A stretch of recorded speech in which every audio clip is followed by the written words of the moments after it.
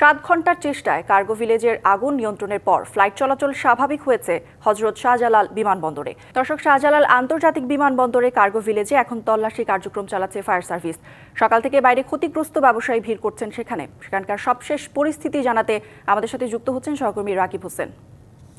রাকিব, বাংলাদেশে বিমানবন্দরের ইতিহাসে বৃহৎ একটি অগ্নিকাণ্ড, ক্ষয়ক্ষতি সম্পর্কে জানা গেছে কিনা এবং কি বলছেন ব্যবসায়ীরা, জানাবেন।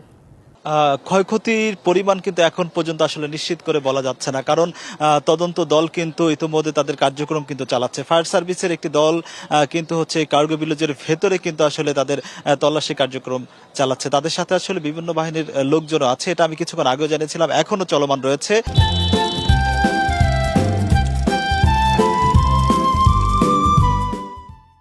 এবং আরেকটা বিষয় জানাতে চাই, ব্যবসায়ী যে নেতারা রয়েছেন তারা ঢাকা কাস্টমস হাউসে কিন্তু আসলে বৈঠক করছেন, কার কি পরিমাণে ক্ষয়ক্ষতি হচ্ছে সবকিছু বিষয় মিলিয়ে। আমি এখানে সকাল থেকে ব্যবসায়ীরা কিন্তু হচ্ছে ভিড় করছেন এবং তারা নানা অভিযোগ করেছেন এবং তাদের মুখে এখন অনেক শঙ্কার প্রশ্ন রয়েছে এবং তারা বলছেন যে হচ্ছে যে কিছুটা গাফিলতি রয়েছে এবং নিরাপত্তা বেষ্টনীর অভাব ছিল, এই কারণেই আসলে এই ধরনের বড় ধরনের দুর্ঘটনা ঘটেছে। এবং ফায়ার সার্ভিসকে প্রথম ঢুকতে দেওয়া হয়নি, কেন ঢুকতে দেওয়া হয়নি, পারমিশন দরকার, সবকিছু মিলিয়ে নানা প্রশ্ন কিন্তু তাদের, নানা অভিযোগ এখানকার যারা ব্যবসায়ী রয়েছেন তাদের। আমরা একজন ব্যবসায়ীর সঙ্গে একটু কথা বলবো এবং জানার চেষ্টা করব যে আসলে তারা কি কি অভিযোগ করছেন এবং কি পরিমাণে তাদের ক্ষয়ক্ষতি হয়েছে এবং তারা এখন পর্যন্ত তাদের মালামাল সম্পর্কে কোনো তথ্য ভিতর থেকে জানতে পেরেছেন কিনা।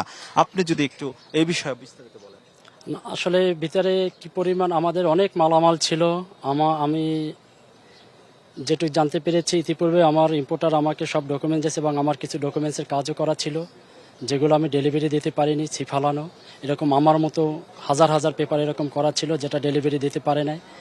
শুক্র শনিবার বন্ধ ছিল, বৃহস্পতিবার অনেকে পেপার করে রাখে, শুক্র শনিবারে তো ওইভাবে কাজ হয় না, ডেলিভারি দিতে পারে না, রবিবার দিন তারা একটু ডেলিভারি দিবে। তো এরকম দেখা গেছে অনেক আছে। আমার গ্রুপেরই প্রায় 5-6 লাখ হাজার ডলারের মাল ভিতরে আছে, যেটা ইতিপূর্বে আমার বিমানের অনেক স্টাফ যারা আছে। একটা বিষয় একটু জানতে চাই, কোনো গাফিলতি আছে কিনা?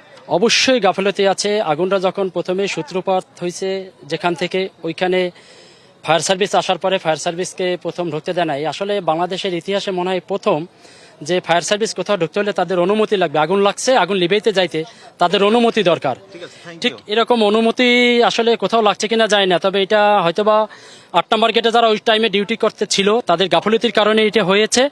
এটা যদি সুষ্ঠুভাবে তদন্ত করা হয় তাহলে বের হয়ে আসবে আসলে যে কেন তারা ঢুকতে দেয়নি। ধন্যবাদ। আসলে এখানকার যে ব্যবসায়ী রয়েছেন আসলে আমদানিকারক, তারা কিন্তু বলছেন যে হচ্ছে যে এখানে প্রথম যখন ফায়ার সার্ভিস ঢুকতে চেয়েছিল তাদের আসলে অনুমতি চেয়েছিল, ঢুকতে একটু দেরি করেছিল, এই কারণে আসলে আগুন ছড়িয়ে পড়েছে। এরকম আরো এখানে নিরাপত্তা নিয়ে নানা প্রশ্ন তাদের রয়েছে, নানা অভিযোগ তাদের রয়েছে এবং এগুলো তদন্ত করে এর সঙ্গে যদি কোনো জড়িত কেউ থাকে তাদের আসলে আইনের আওতায় আনার দাবি কিন্তু তারা করছেন। একই সঙ্গে আসলে ক্ষয়ক্ষতিটা তারা তালিকা করছেন, পরবর্তী টাইমে আসলে আনুষ্ঠানিকভাবে তারা ক্ষয়ক্ষতির পরিমাণ আমাদের জানাবেন।